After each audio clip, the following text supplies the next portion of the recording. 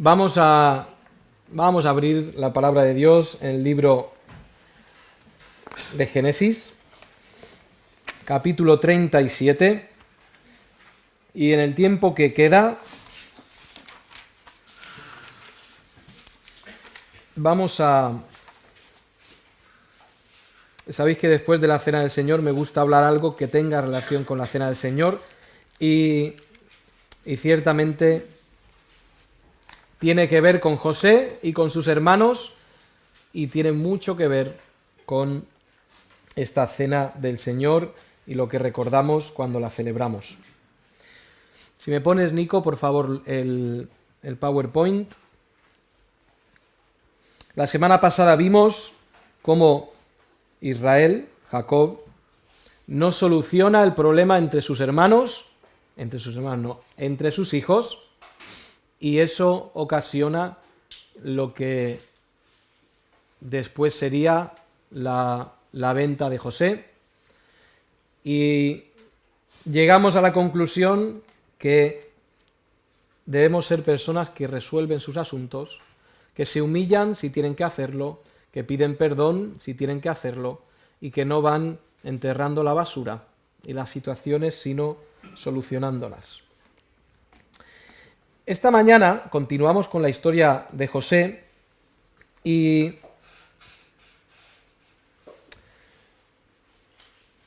fijaos el versículo 18, y si me pones la próxima, Nico. Un ratoncillo valiente. Y la próxima.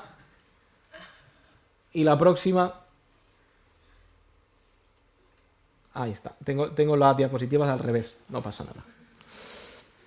Los dos puntos de esta mañana son: ¿dónde te lleva el pecado y quién sufre por el pecado?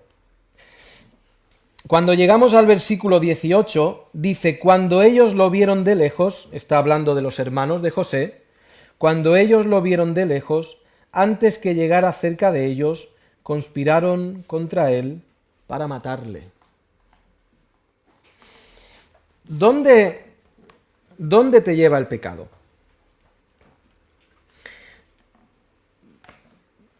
Cuando expliqué la semana pasada que debieron pasar unas semanas antes de este versículo, antes de que sus hermanos vieran cómo llegaba, habrían pasado, entre los hermanos habrían salido un tiempo, luego el tiempo que pasó hasta que Israel mandó a su hijo José, más lo que José, que más o menos calculamos que 8 días, por ahí aproximadamente tardaría en alcanzarles, en encontrarles, quizá han pasado 3 semanas, un mes, algo así.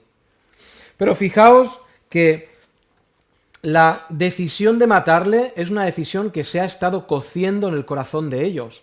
No es una decisión tomada en caliente. ¿Os acordáis que cuando él cuenta el segundo sueño, nos dice la Biblia, expliqué esa palabra envidia, que habla de estar rojo, de ponerse rojo? Ellos se enfurecen y Israel los manda lejos y se supone que en estas 4 semanas ellos han tenido ocasión de decir: no, bueno, ya está, ya el enfado ya ha pasado. Pero lo que encontramos es que como el tema no se soluciona, en el corazón de estos hermanos ha nacido la idea de matarle. ¿Pensar en el asesinato es algo grave? ¿Qué pensáis? ¿Sí, no? Es algo gravísimo. Arrebatar, robar, y fijaos que el asesinato tiene que ver con robar lo que no es tuyo. Quitar lo que no es tuyo, arrebatar lo que no es tuyo, porque la vida toda es de Dios, arrebatárselo a otra persona, algo que no es tuyo. Ahora, yo andaba meditando sobre esto. ¿Qué es más grave? Y esto es un poco relativo, ¿de acuerdo? Pero ¿qué es más grave? ¿Matar a un desconocido o matar a una persona con mucha cercanía a ti? Un padre, una madre, un hermano.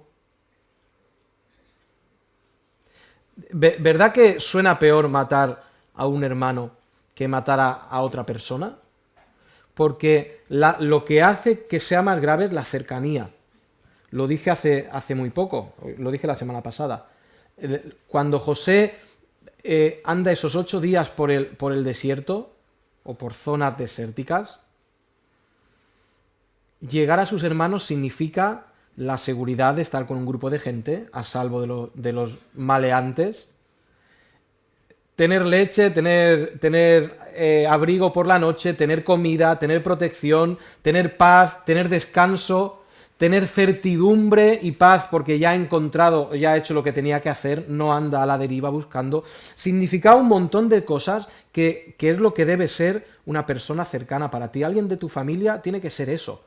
Tiene que ser alguien que sientes que te protege, que te ama, que estás en paz. Eso es lo que debe ser una familia. Por eso cuando el crimen está dentro de una familia que se supone que te tiene que proteger, que te tiene que amar, el crimen es mucho más grave. Además, esto no es un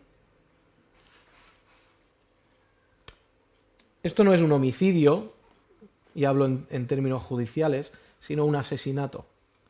La diferencia entre homicidio y asesinato: un homicidio es cuando tú matas a un hombre de cualquier forma, queriendo, no queriendo, forma premeditada o forma... o tienes demencia transitoria, como dicen. Esto se ha ido cociendo en el corazón de estos hermanos y estos hermanos han decidido, vamos a matarle. Es un asesinato premeditado y nos habla del corazón de estos hombres. Esta predicación la he llamado El poder del pecado. Y creo que fue este miércoles que hablé del poder del amor. Y qué adecuado hablar hoy del poder del pecado. Igual que el poder del amor es tan grande y tan inmenso que incluso nos dice la palabra que cubrirá multitud de faltas, usa la palabra pecados, pero se está refiriendo a faltas. Si tú tienes mucho amor,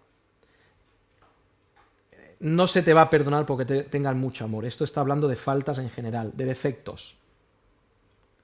El amor tiene ese poder de cubrir muchos defectos, muchas faltas. Y es poderoso por eso. Ninguna otra cosa tiene el poder de hacer eso. Pero el pecado es muy poderoso también.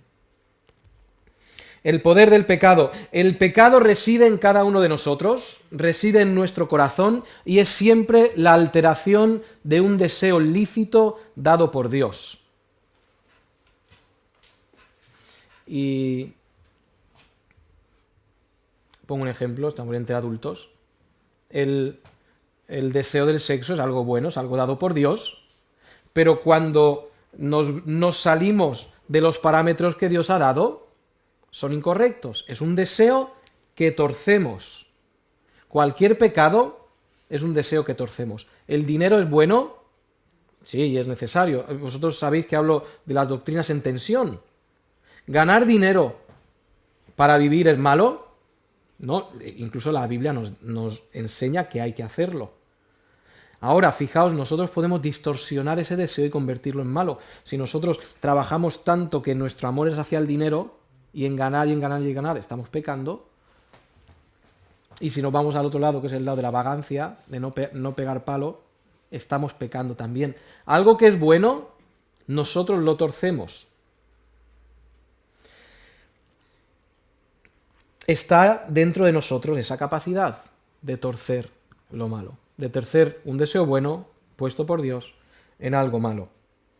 Dios lo deja tan claro desde el principio de la creación del hombre. Después de la creación general, viene la creación del hombre, en la cual se demuestra que el hombre es bueno o es malo. Pues la escena que tenemos, cuando están Adán y Eva, ocurre lo del fruto.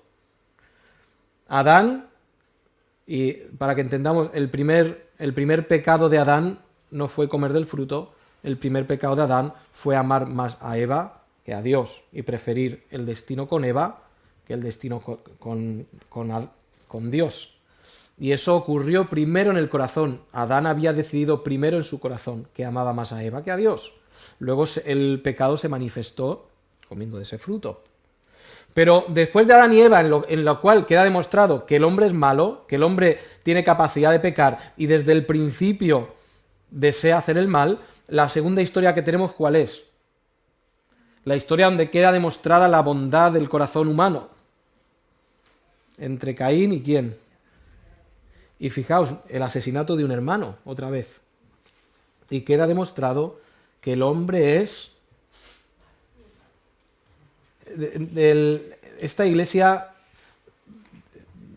mientras yo esté aquí, y espero que muchos años más después de que yo esté aquí, debe predicar la maldad del hombre y la bondad de Dios. El mundo moderno nos dice, el hombre es bueno, hay bondad en el hombre, en el interior de ti mismo encontrarás la paz y la...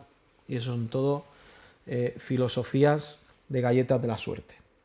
Porque lo que nos enseña la palabra de Dios es que el hombre es malo. Fíjate que entre Caín y Abel, la curiosidad es que Abel no peca directamente contra Caín. Abel no intenta un asesinato contra Caín, le sale mal, entonces Caín le mata a él. Fijaos que es algo que parece tan pequeñito como la envidia, de que Dios le había mirado mejor a lo que había traído Abel. Es que el hombre no necesita una gran ofensa para sacar su pecado. Con un poquito de fuego, nosotros somos capaces de sacar todo el mal que tenemos dentro. Esto es lo que nos enseña la Biblia. Empieza diciéndolo por ahí. Si no hubiera... Y esto quizá alguno quiere discutir conmigo después de la predicación, pero si no hubiera una ley contra el asesinato, si el asesinato fuera totalmente impune, si todos los que estamos aquí o todos los que están en el mundo pudieran matar libremente a otra persona, sin que ocurriera nada, sin que la policía te dijera nada, sin ir a la cárcel, sin nada, ¿quedaríamos muchos vivos? A mí me habrían matado muchas veces, seguramente ya. Porque... pensarlo, claro, una persona solamente con que me mire mal o con que no me guste su cara, ya tengo la posibilidad de quitarlo de en medio. Es el hombre. Esto es el corazón del hombre. Si no hubiera ley, si no hubiera esa moralidad que Dios ha puesto dentro del hombre que dice es malo y que gracias a Dios ha dado a los gobiernos la autoridad de decir que legalmente eso es incorrecto, sería un caos el mundo. Sería un caos. Si el hombre en estos días mata al hombre cuando hay castigos, cuando hay cárceles, cuando hay penas, cuando hay multas, si se sigue haciendo, en un mundo en que no hubiera esto, muchísimo más. Dice, Nico, ponme la anterior, porfa.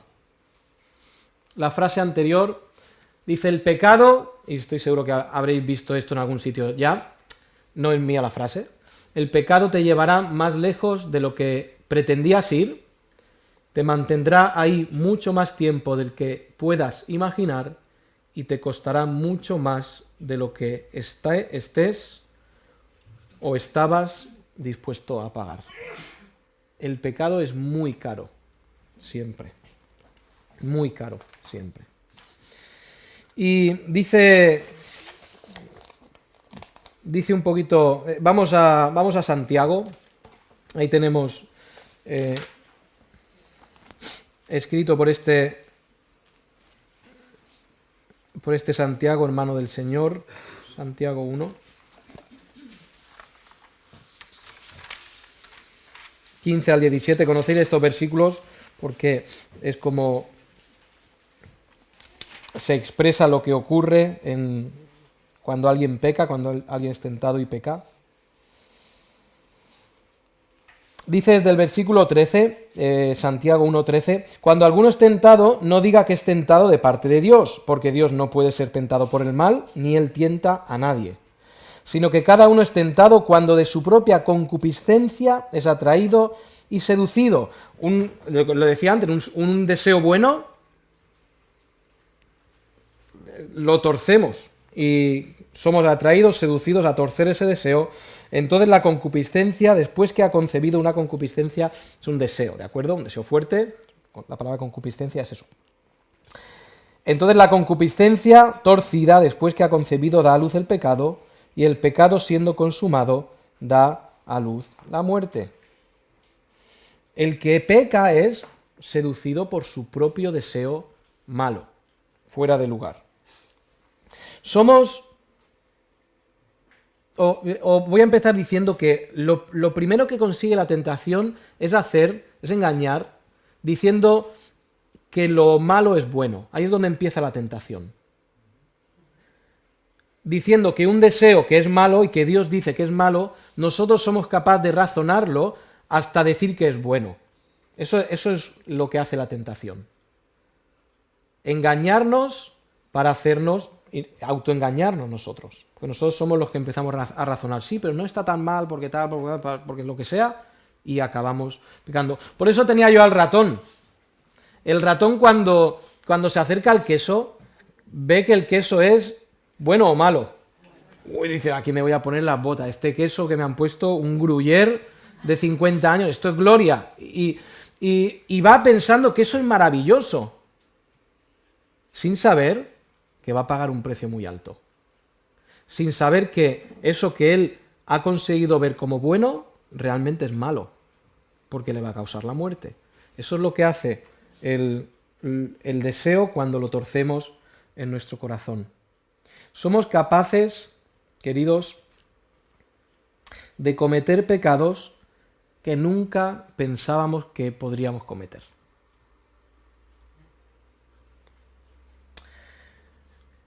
Cuando la tentación empieza a trabajar, la tentación o lo incorrecto se muestra como bueno y se muestra como agradable.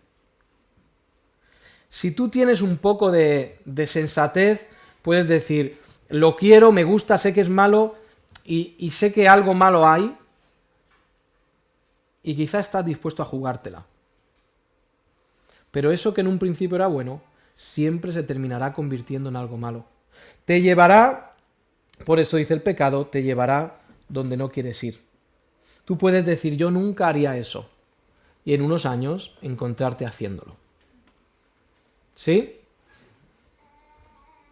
Nos pasa con las cosas buenas, con las cosas que necesariamente no son pecado, y yo he escuchado a gente decir así dogmáticamente, oh, yo nunca, y unos años después se encuentra dentro del yo nunca, pues ahí se encuentra. Y con el pecado, hermanos, el poder del pecado nos puede llevar a meternos donde nosotros decimos, yo nunca haré. ¿Creéis que, como digo, al principio, si tú tienes algo de sensatez, puedes ver que hay algo de mal, hay algo mal o hay algo malo en el pecado? Pero luego se va revelando que había mucho malo. ¿Cuántas personas empiezan por un poquito de pecado y al final acaban por mucho pecado? Porque Satanás es muy sabio, Satanás es muy listo. Porque él no te va a meter directamente en lo malo, él va a hacer que des pasitos, que despasitos, que despasitos. Y esos pasitos son los que finalmente te llevarán al pecado. Esos pasitos, quizá tú no los ves como malos. O mira, era un pasito y no me ha ido tan mal. Doy otro, doy otro. Y así empiezan, por ejemplo, adicciones que pueden llevarte a la muerte. Tabaco, drogas, alcohol. Y se empieza por poquito, porque Satanás sabe hacer las cosas. Satanás sabe muy bien hacer el mal. ¿Cuántas personas que están en la cárcel a día de hoy, si tú les preguntas, oye, ¿tú hace años creías que llegarías a la cárcel? ¿Cuántos te dirían? Yo pensaba que nunca llegaría. La mayoría, ¿no? No te va a decir, no, yo desde pequeño sabía que yo iba al puesto rápido. Todos pensarían, ¿no? Yo nunca imaginé que llegaría a esto. Y el pecado te hará llegar, pero pasito a pasito, te hará llegar al desastre. Hacemos bien, mayores, adultos, jóvenes, hacemos bien en evitar esos pequeñitos pasos en dirección del pecado. Córtalo mientras es pequeño. Sigue diciendo la frase que el pecado te mantendrá allí mucho más tiempo del que puedas o del que puedas imaginar. El precio del pecado también tiene que ver con el tiempo. El tiempo es un regalo y el pecado te puede apartar de aprovechar tu vida y de usar tu vida para algo correcto. Qué triste es. Por un lado es maravilloso, pero tiene una pizca de amargo. Cuando alguien como joven conoce al Señor y 40 años está en el mundo y ya de medio mayor vuelve al Señor, se arrepiente. Es maravilloso porque se ha arrepentido, pero es triste porque ha malgastado la cerilla que Dios nos ha dado a cada uno de nosotros. Y mira atrás y dice, mi vida ha sido inútil, mi vida no ha valido. Mi vida, nadie ha sacado provecho de mi vida. El reino de Dios no ha sacado provecho, Dios no ha sido glorificado, he destruido, porque muchas veces pasa, he destruido mi vida, he destruido la vida de mi familia, he destruido la vida de los que me rodeaban, he destruido la vida de los que me amaban. La parte positiva es el arrepentimiento, pero una vida que no ha valido para nada. ¿Cuántos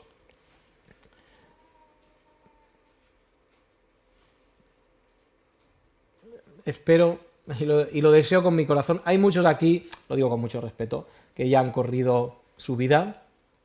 Les queda un poco, pero han corrido su vida.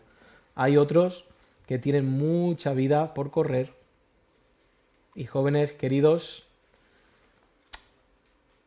espero, y lo espero de mí también, que yo pueda llegar un día y mirar atrás y decir, mi vida ha sido útil, mi vida ha valido, mi vida no sé cuánto habrá edificado el reino de Dios en la tierra, pero mi vida Dios la ha podido usar de alguna forma.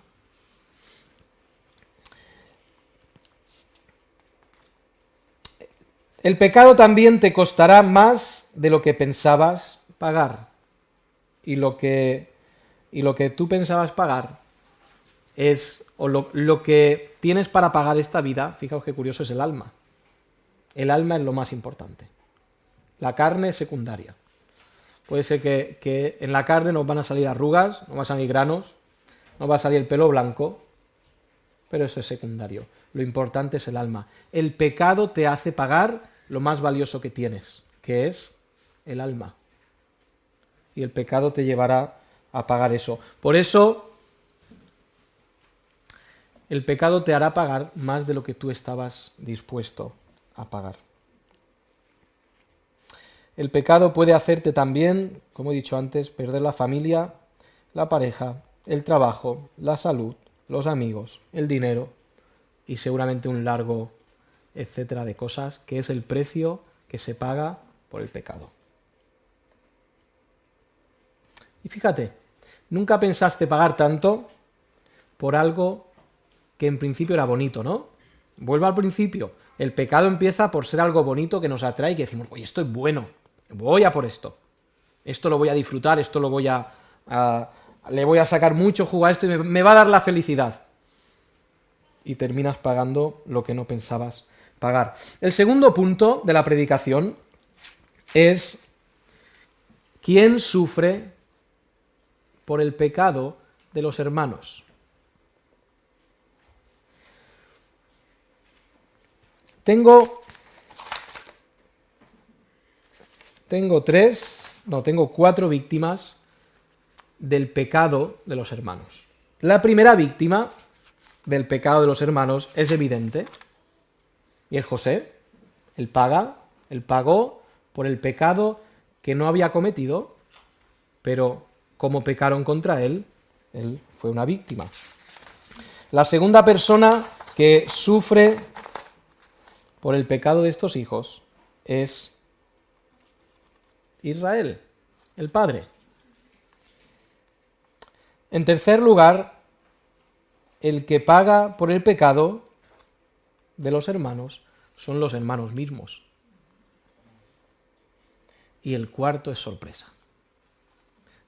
Luego llego. Dejadme ¿Por qué José es víctima? Bueno, esto es muy evidente, ¿no? La primera víctima de todo este pecado, evidentemente, es José.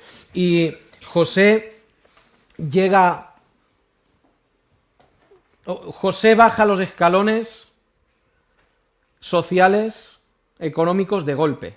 De ser de una familia rica, como era la familia de Israel, con vestido bien, con una túnica de colores o una túnica que les diferenciaba del resto, que le hacía andar sobre una nube, él pasa de ahí, de ser el niño mimado de una familia rica, así muy, muy resumido, él baja a ser el último escalón de la sociedad, a la esclavitud. Y pasa unos años en esclavitud y seguramente en la peor faceta de la esclavitud, seguramente abusos de toda forma, trabajos forzosos, una situación, pues como podéis entender, terrible. Él pagó por el precio de los demás. Nosotros, cuando pecamos con hacia otra persona, seguramente no medimos el dolor o el daño que estamos causando en esa persona. Cuando yo me acerco a un hermano de la iglesia y le digo, ¿está Isaac? Por aquí, sí. Esta semana es la semana de Isaac. También le critiqué el miércoles, pues le critico hoy también. Alguien se acerca y habla mal, mira Isaac lo que ha hecho, mira lo que es, mira lo que no sé qué, mira lo que no sé cuánto, y eso, pues ya sabéis cómo funciona, ¿no? Eso empieza a correr como la pólvora, y Isaac, o la persona criticada, llega hasta él que todo el mundo cree que es un sinvergüenza. Y esta persona que ha lanzado la mentira inicial no mide el daño que está haciendo en la persona afectada. Y nosotros empezamos por ahí. Los hermanos no midieron el daño, no midieron las lágrimas, no midieron las palizas, los abusos, el trabajo que José sufriría por culpa de su pecado.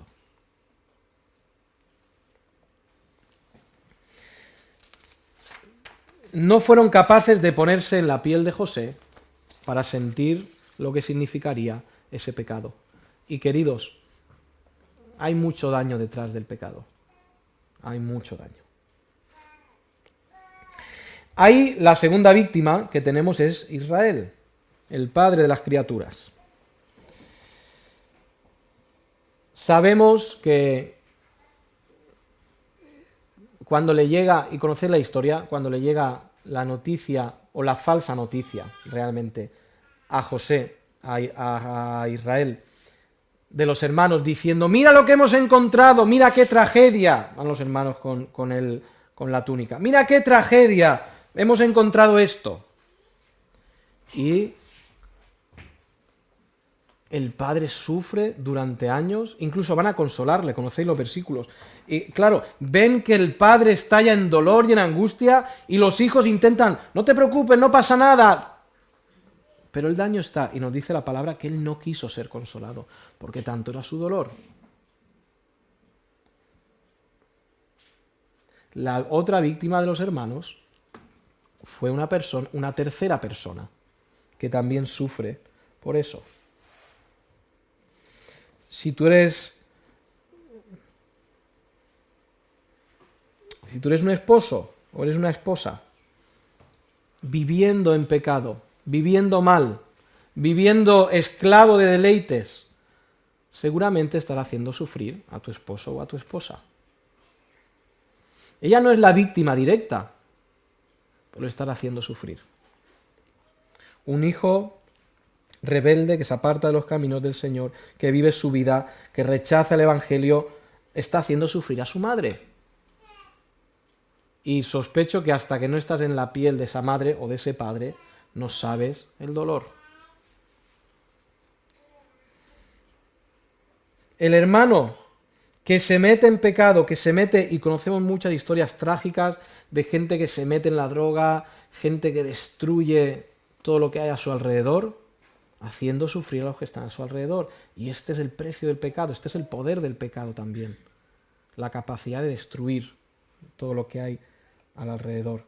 En la iglesia, hermanos serán defraudados por tu pecado. La iglesia será dañada por tu pecado. La iglesia puede ser desunida o incluso destruida por tu pecado. Este es el poder del pecado. La tercera víctima, en este caso, son los mismos hermanos. Fijaos en Génesis 42, 21.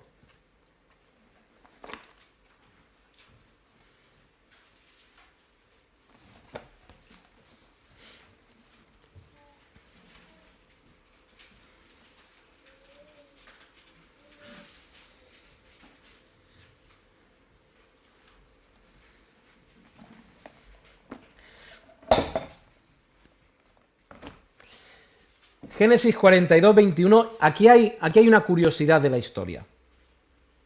Génesis 42, 21, 42, 22, está hablando Rubén. Esto es después de que José ya es este gobernador tan poderoso, y entonces les hace sufrir ahí un poquito a los hermanos. Y tiene gracia eso, ¿no? Pues les hace sufrir un poquito. Pero dice en el versículo 22... Entonces Rubén les respondió, diciendo, ¿no os hablé yo y dije, no pequéis contra el joven y no escuchasteis? He aquí también se nos demanda su sangre. Ahora, es importante quién lo dice, muy importante quién lo dice. Lo dice Rubén, que Rubén fue ¿quién? Cuando llegan los hermanos, cuando ven a José y dicen, vamos a matar a este hombre. Rubén dice, no le matemos porque es carne nuestra y sangre nuestra. Si hay alguien que tiene menos culpa de esto, es Rubén.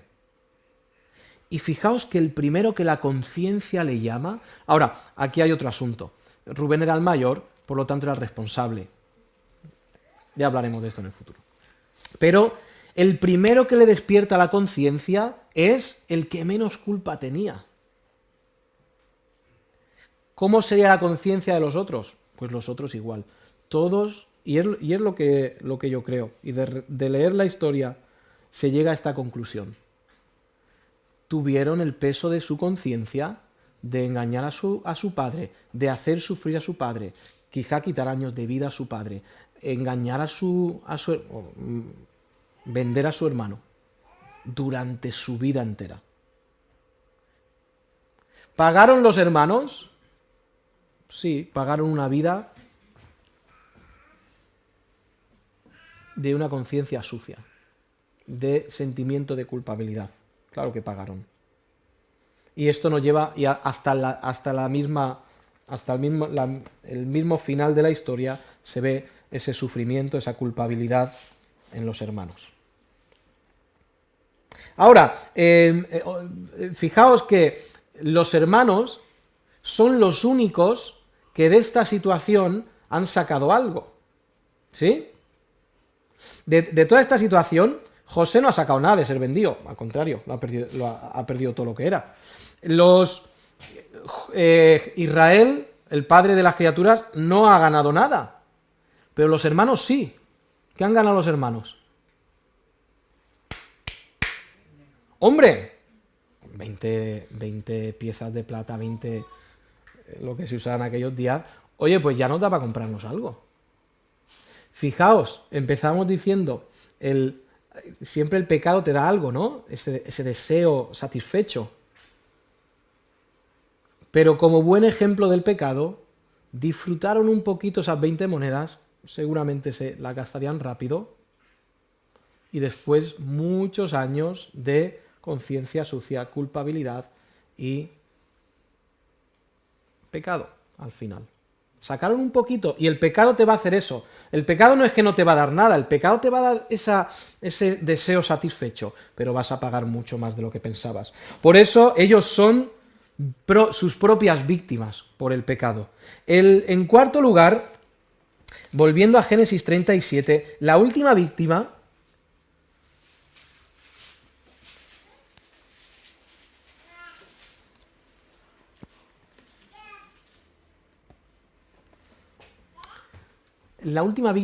es la que menos culpa tiene. El resto, ya he dicho que Israel les había dado una educación bastante mala.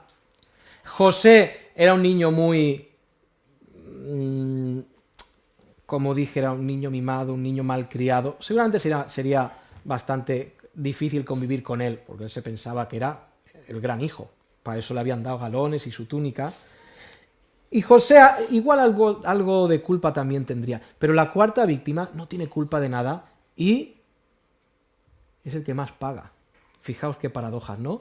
El que menos culpa tiene es el que más paga. Versículo 31. Venga, desde el 29. Génesis 37, 29. Después Rubén volvió a la cisterna y no halló a José dentro y rasgó su vestido. Este Rubén diciendo, ¿cómo puede ser? Es un desastre.